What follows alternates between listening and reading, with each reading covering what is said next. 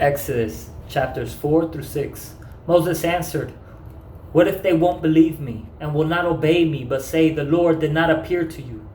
The Lord asked him, "What is that in your hand?" "A staff," he replied. "Throw it on the ground," he said. So Moses threw it on the ground. It became a snake, and he ran from it. The Lord told Moses, "Stretch out your hand and grab it by the tail." So he stretched out his hand and caught it, and it became a staff in his hand.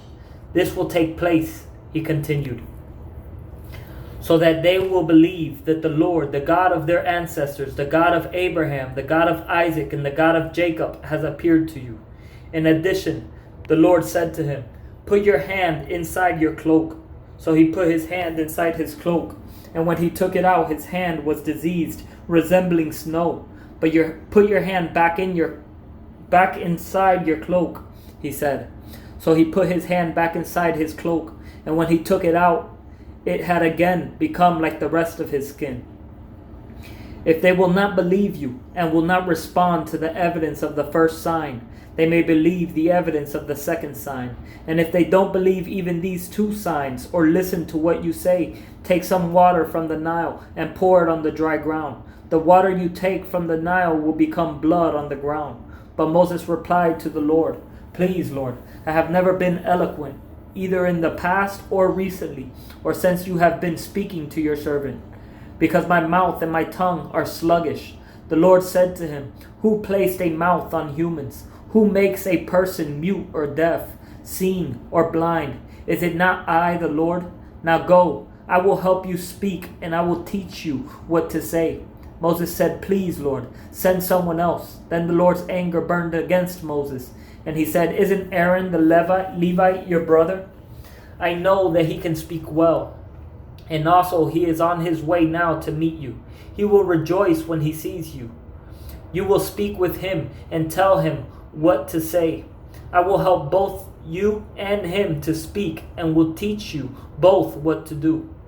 He will speak to the people for you. He will serve as a mouth for you, and you will serve as God to him. And take this staff in your hand that you will perform the signs with."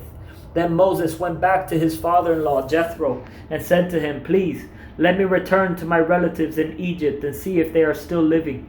Jethro said to Moses, "Go in peace." Now, in Midian, the Lord told Moses, "Return to Egypt, for all the men who wanted to kill you are dead." So Moses took his wife and sons, put them on a donkey, and returned to the land of Egypt. And Moses took God's staff in his hand.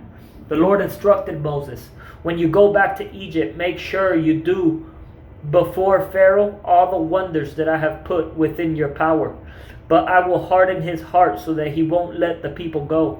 And you will say to Pharaoh, 'This is what the Lord says. Israel is my firstborn son. I told you, let my son go so that he may worship me.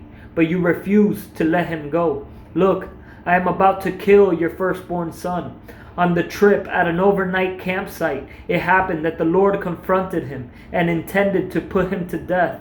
So Zipporah took a flint, cut off her son's foreskin, threw it at Moses' feet, and said, "You are a bridegroom of blood to me." So he let him alone. At that time, she said, "You are a bridegroom of blood," referring to the circumcision. Now the Lord had said to Aaron, "Go and meet Moses in the wilderness." So he went and met him at the mountain of God and kissed him. Moses told Aaron everything the Lord had sent him to say, and about all the signs he had commanded him to do. Then Moses and Aaron went and assembled all the elders of the Israelites. Aaron repeat everything the Lord had said to Moses and performed the signs before the people. The people believed, and when they heard that the Lord had paid attention to them and that he had seen their misery, they knelt low and worshipped. Later, Moses and Aaron went in and said to Pharaoh, "This is what the Lord, the God of Israel, says. Let my people go so they may hold a festival for me in the wilderness." But Pharaoh responded, "Who is the Lord that I shall obey him by letting Israel go? I don't know the Lord, and besides, I will not let Israel go." They answered, "The God of the Hebrews has met with us. Please let us go on a 3-day trip into the wilderness so that we may sacrifice to the Lord our God, or else he may strike us with plague or sword." The king of Egypt said to them, "Moses and Aaron, why are you causing the people to neglect their work? Get to your labor." Pharaoh also said, "Look, the people of the land are so numerous, and you would stop them from their labor?" That day Pharaoh commanded the overseers of the people as well as their foremen, "Don't continue to supply the people with straw for making bricks as before. They must go and gather straw for themselves, but require the same quota of bricks from them as they were making before. Do not reduce it, for they are slackers. That is why they are crying out, 'Let us go and sacrifice to our God.' Impose heavier work on them, on the men. Then they will be occupied with it and not pay attention to deceptive words." That's the same tactic that the enemy tries to use against the church. So the overseers and foremen of the people went out and said to them, "This is what Pharaoh says. I am not giving you straw. Go get yourselves wherever you can find it. Go get straw yourselves wherever you can find it.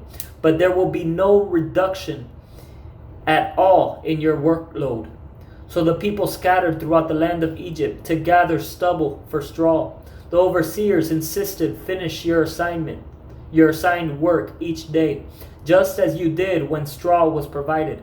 Then the Israelite foremen, whom Pharaoh's slave drivers had set over the people, were beaten and asked, "Why haven't you finished making your prescribed number of bricks yesterday or today, as you did before?" So the Israelite foreman went in and cried for help to Pharaoh. "Why are you treating your servants this way?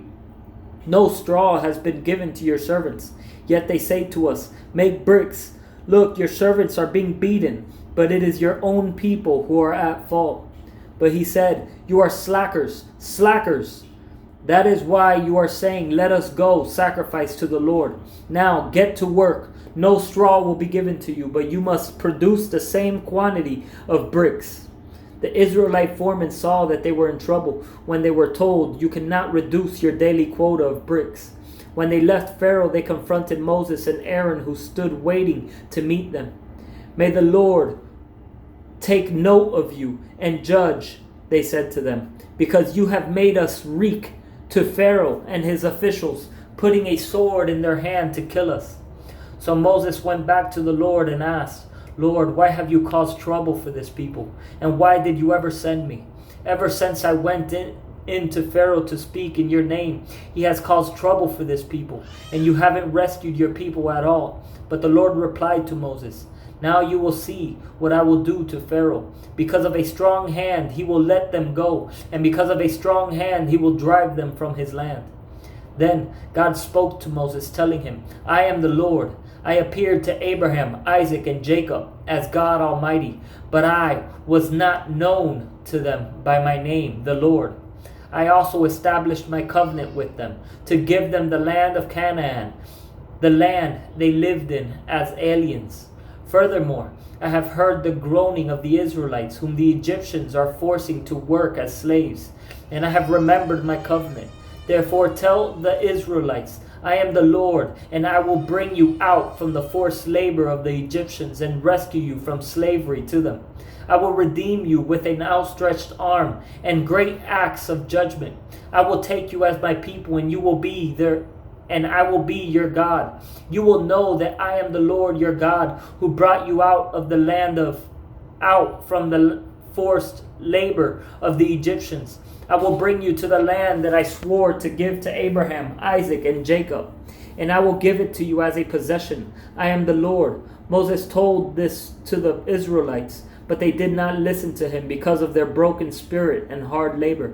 Then the Lord spoke to Moses, "Go and tell Pharaoh, king of Egypt, to let the Israelites go from his land." But Moses said in the Lord's presence, "If the Israelites will not listen to me, then how will Pharaoh listen to me, since I am such a poor speaker?" Then the Lord spoke to Moses and Aaron and gave them commands concerning both the Israelites and Pharaoh, king of Egypt, to bring the Israelites out of the land of Egypt. These are the heads of their fathers' families: the sons of Reuben, the firstborn of Israel, Hanok and Palu, Hezron and Carmi. These are the clans of Reuben. The sons of Simeon, Jemuel, Jamin, Ohab, Jashin, Zoar, and Shaul, the son of a Canaanite woman. These are the clans of Simeon. These are the names of the sons of Levi according to their family records: Gershon, Kohath, and Merari. Levi lived 137 years. The sons of Gershon, Libni, and Shimei is their clans. By their clans, the sons of Kohath, Amram, Izhar, Hebron, and Uziel. Kohath lived 133 years. The sons of Merari, Mali, and Mushi. These are the clans of the Levites according to their family records. Amram married his father's sister, Jochebed, and she bore him Aaron and Moses. Amram lived 137 years. The sons of Ishar, Korah, Nepheg, the Zitri. The sons of Uziel, Mishael, Elzaphan, and Shithri. Aaron married Elisheba, daughter of Aminadab, and sister of Nahshon. She bore him Nadab and Abihu, Eleazar and Ithamar. The sons of Korah, Asir, Elkanah, and Abiasaph. These are the clans of the Korahites. Aaron's sons, Eleazar, married one of the daughters of Putiel, and she bore him Phinehas. These are the heads of the Levite families by their clans. It was this Aaron and Moses whom the Lord told, bring the Israelites out of the land of Egypt according to their military divisions. Moses and Aaron were the ones who spoke to Pharaoh, king of Egypt, in order to bring the Israelites out of Egypt. On the day the Lord spoke to Moses in the land of Egypt, he said to him, I am the Lord. Tell Pharaoh, king of Egypt, everything I am telling you. But Moses replied in the Lord's presence, since I am such a poor speaker, how will Pharaoh listen to me?